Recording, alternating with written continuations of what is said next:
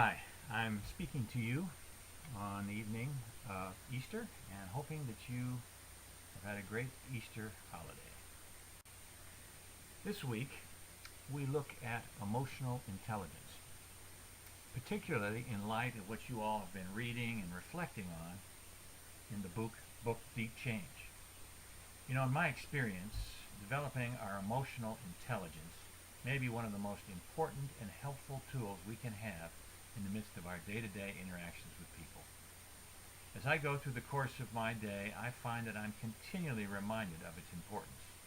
When either in a meeting of some sort, I take time to consider my own inner reactions and my outer reactions to people in a way that has been helpful, or unfortunately, when I've spoken up at a meeting too soon, only later to wish I had spoken and acted in a more emotionally and socially intelligent manner.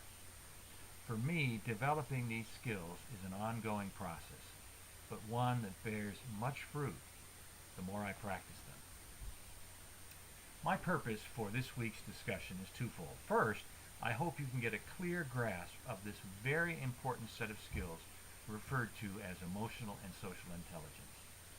You've done some reading, and I've provided you with a brief overview in a presentation of the concepts related to emotional and social intelligence.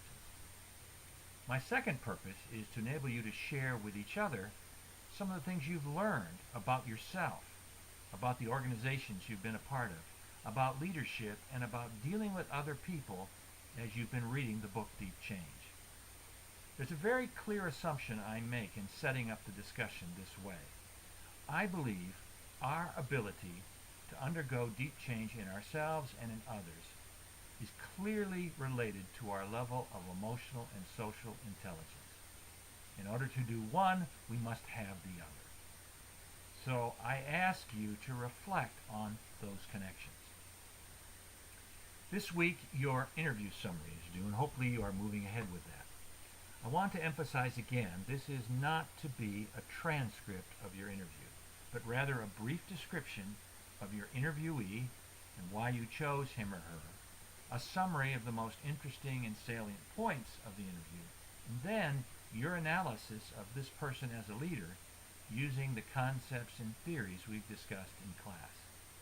Also, remember to include the IRB approved permission slip with your paper. You know, I always find these interviews to be fascinating and enriching for me, and I hope for the students. And I hope that's the case for you as well. So I look forward to our interaction online as we learn this very important set of skills